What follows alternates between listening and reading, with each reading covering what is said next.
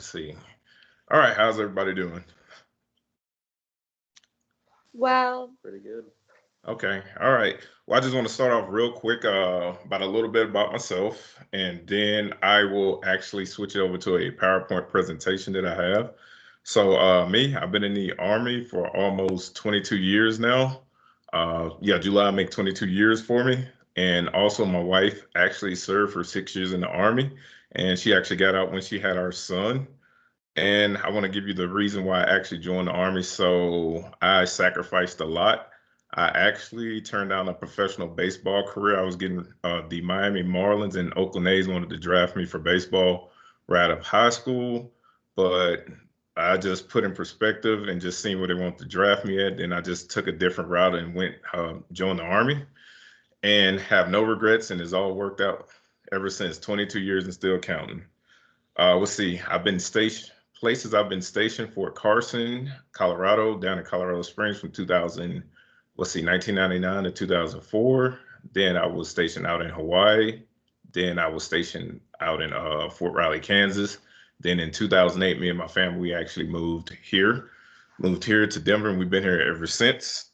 And then let's see, deployment wise, I deployed to Bosnia in 2000, Iraq 2003, Afghanistan 2004, and Iraq again 2007, 2008. So once I finished with my deployment in 2008, that's when I became a recruiter. And I was a recruiter out here in the Denver area. For the first time, I actually was the Grandview High School recruiter from 2008 to 2013. And then took a break, went from active duty to the Army Reserves, and I went and got my bachelor's degree from Metro State. And my major, I had a double major, sports management and marketing. Graduated with my bachelor in 2017. Then I came back out to recruiting in 2019 and have been back in the school ever since. So what I want to do, I'm about to actually pull up a PowerPoint presentation where I'm going to talk about the active duty side of the Army and the Army Reserve. So if you want to take notes, that way, take notes. That way, if you have any questions at the end, you can ask me and then we can go from there. All right. Let's see. Let me share my screen. Right here. And pull this up right here. All right, here we go. Let's get started. So let's see, is the military in your future?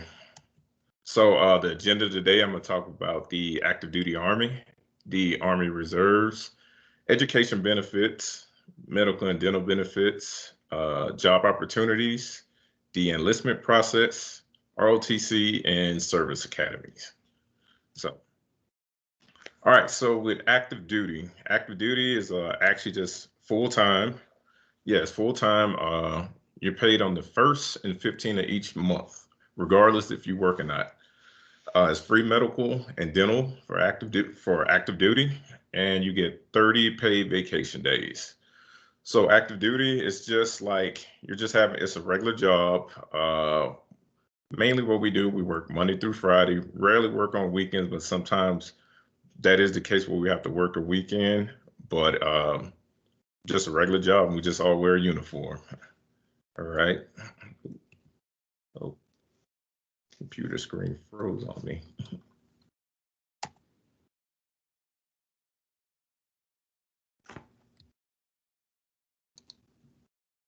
Oh, there we go. All right. So the Army Reserves. Army Reserves is part-time and just 1 week in a month, 2 weeks in the summer. Let's see. Benefits from the reserves is you can go to school full time or keep your civilian job while serving. And then on the active duty side, how I said medical is and dental is 100% free. But on the Army Reserve side, since it's part time, it's low cost medical and dental, which I have slides in here and I can break down the costs. So let's start off with the education benefits for the Army Reserves. We have the Select Reserve Montgomery GI Bill, in which they pay $392 per month for over 36 months, which totals out to $14,112. Now we also have this other incentive right here. It's called the Army Reserve GI Bill Kicker that can add on an additional $12,600 too.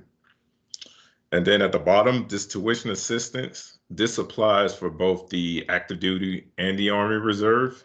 So it's 100% tuition assistance for up to $250 per semester hour or $166 per quarter hour and $4,500 per fiscal year for those pursuing a bachelor's degree. Now, the thing with this, to get this benefit right here, is if you see down there in the red, is to get these benefits, you must complete all training, basic training, and AIT is your job training and stuff. Once that's complete right there, and you come back from your basic and job training, then you're at your unit, just doing your 1 week in a month. You can actually use that Select Reserve GI Bill and actually start going to school. All right, let's move on. So now the active duty side, since you're full time, we have this thing is called the Post 9/11 GI Bill. The pay for that, they pay 100% of your tuition for up to 36 months. Also, what you get with that is they give you a housing allowance of $2,000 a month, and they will pay $1,000 a year for your books. And then the big thing right here at the bottom, it says the school of your choice. So you can actually go to a 4-year school, a 2-year school, or you can go to a trade school. So with me, what I did, I used my post 9/11 GI Bill, and I went to Metro, in which that's where I got my bachelor's degree. So my entire school was paid for, and I didn't have to worry about anything. So this is another key thing too. It's another benefit. So if you go to school and you have good grades, A's and B's like that, you'll be eligible for scholarships and grants. So the catch to this is if your tuition's paid for and you're getting scholarships and grants, that's money you get to actually pocket right there. So that's extra money coming in. So that's like a incentive within yourself right there that you can achieve. And let's see, I'm gonna go down to school of choice again. Me, I chose to do a 4-year degree. And then my wife, when she used hers, she got her culinary degree and then actually her cosmetology license all paid for with this GI Bill right here. Now, I'm going to move down to the bottom right here. It says to qualify for the post 9/11 GI Bill, you must complete a 3-year contract. That's the standard contract if you come on active duty right there. So you do your 3 years, you decide to get out, you can actually go use your GI Bill, or if you want to keep stay in the Army, just keep going. But once you're out, this is your money right there. You can use it how you want. All right, let's move on. All right, so let's go to the medical side. Right here, it says TRICARE Reserve Select for Army Reserves.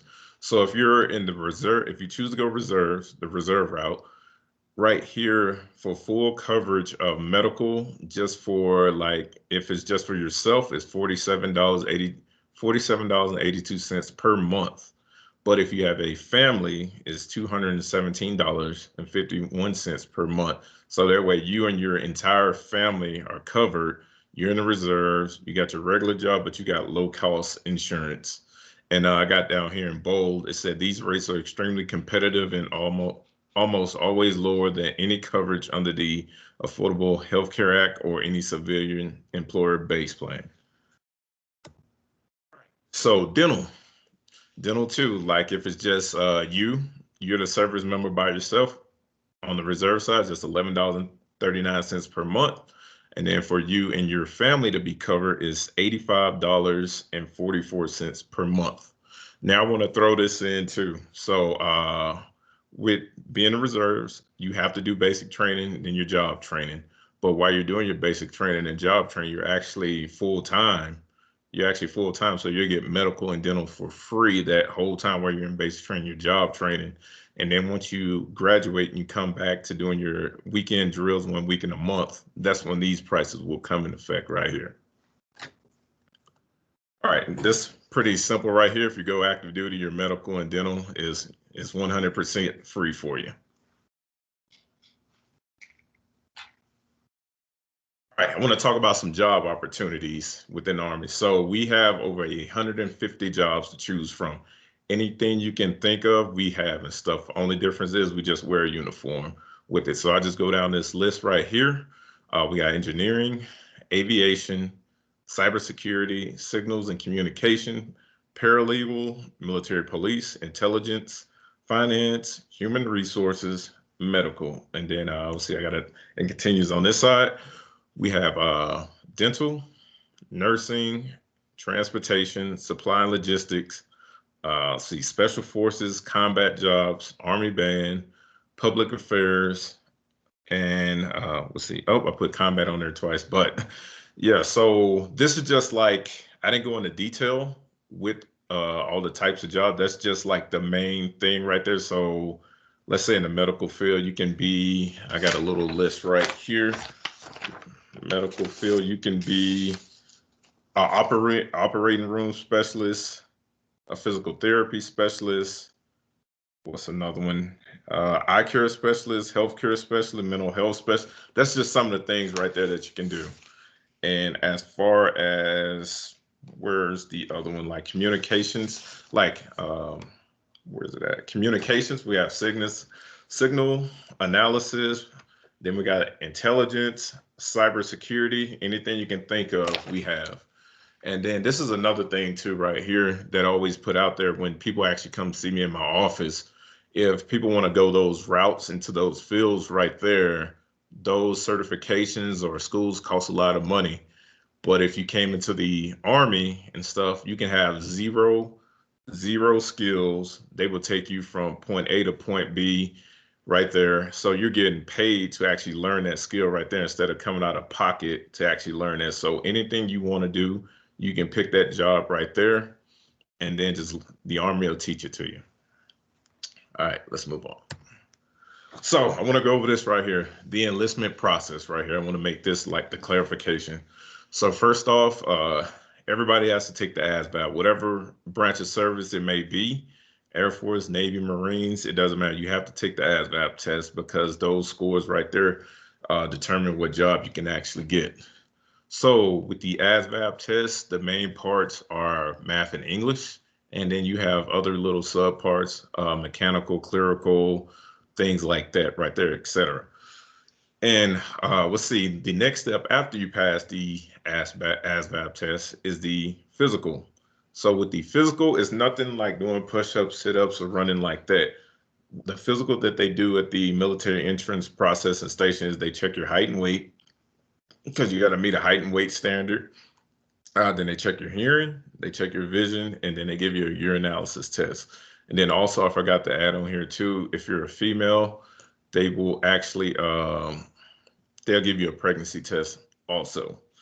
Now, once you pass your physical, that's when you can actually take your oath of enlistment to swear in. So I want to go back to up to ASVAB real quick. With us being the Army, we're the only branch of service after you take the ASVAB test on our computer in our office, we can actually pull up every job you actually qualify for. And within that right there, it will show, within that, it will show your ship date, where you go to basic training at, where your job training will be at. It will also show if you're eligible to go airborne, if you want to jump out of planes. It will also show if you actually qualify for enlistment bonus from $2,000 up to like $40,000.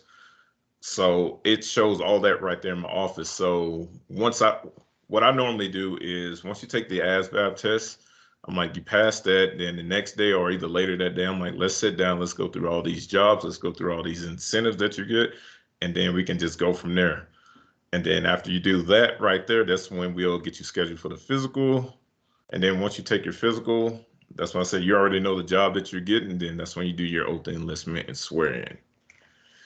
All right, let's move on. So quick right here, like ROTC requirements right here. This is the basis right here. Just be a U.S. citizen, be between the ages of 17 and 26, have a GPA in high school of 2.5 or greater, have a high school diploma or equivalent, and we'll see, score a minimum of 1,000 on the SAT or 19 on the ACT, then meet physical standards. And what that means right there is you will have to take one of our physical fitness tests, push-ups, sit-ups, and running. And then down here in red, this is a big thing right here. I got, you have to agree to accept commission and serve on active duty of the Army Reserves before they even accept you into the ROTC. All right. So the service academies, their stuff is constantly changing. So I give everybody a second to write this down right here. And they have a section in there that shows all the qualifications, how to actually apply, and everything. So I'll give everybody a few minutes just to write that down.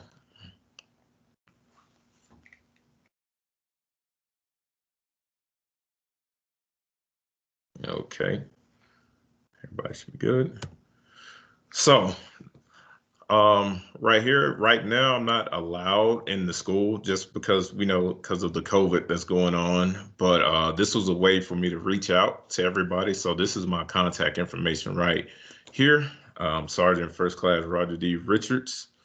And let's see, my cell phone number where you can call or text me if you want to get further information is 970-988-8307. And then my email is right here at the bottom is roger.d.richards4.mil@mail.mil. That's one of our long military emails. Takes forever to write, but it's fine.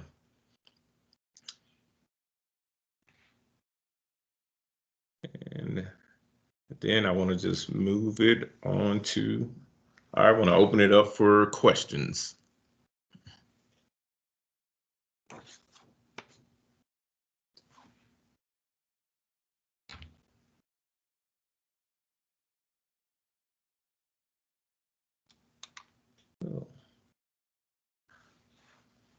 Let's see, does anybody, oh yeah, you can go ahead and unmute your mic. Any questions you might have, just go ahead and shoot them my way.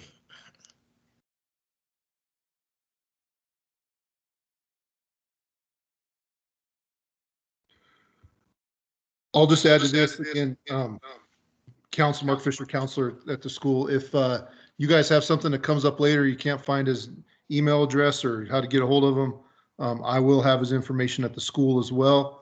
You can get a hold of either me or whoever the counselor is for your student, and we can get you in contact with him again. So I'll ask one question for you, Sergeant Richards, just that probably people have. Are those like the educational benefits, the medical, dental, all that stuff, is that pretty similar from all of the branches, not just the Army? Are they all pretty much pretty similar? I know the jobs are different from service to service, but the benefits and all that, are they pretty much the same? Yeah, they're pretty much the same.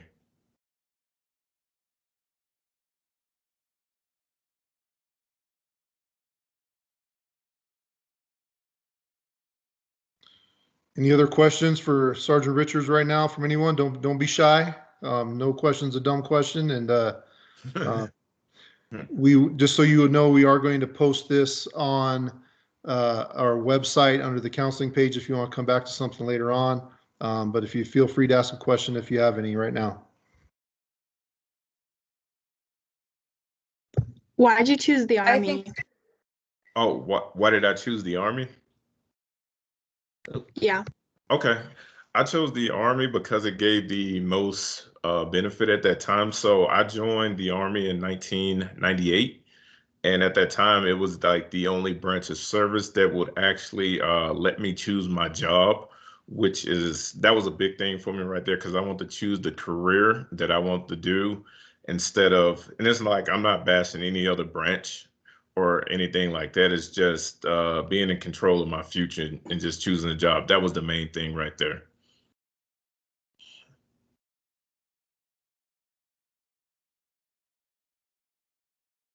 Oh, also, I want to put out one thing too, is we do have a couple seniors right now that actually joined the Army, that are actually in our Future Soldiers program. And their names are James Richmond and what's her name? Jamila Vigil. Those are two. Jamila's my student. Woohoo! Yeah, she actually joined the Army a week and a half ago, and she's going to be eye care specialist. So pretty much she's going to be an optometrist for the Army.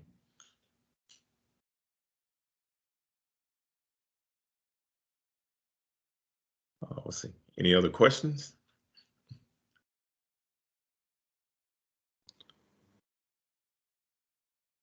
All right. If there's no other questions, then we can we'll go ahead and end this session. There will be another session here in just a little bit, but remember, this will be on the counseling part of the school website.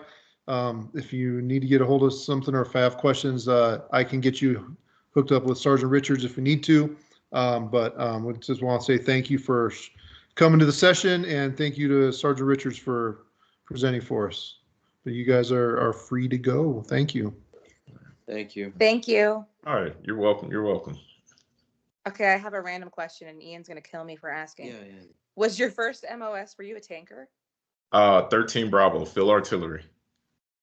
So you deployed to Kosovo at the same time as one of my former students from Fort Carson.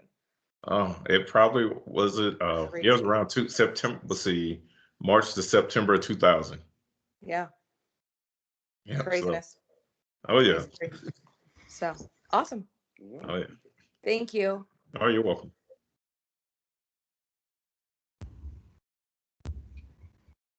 All right. All right. So let's go over that other link, and I'll make sure everything's all set up for that Okay. one too, because I'll have to make you a presenter.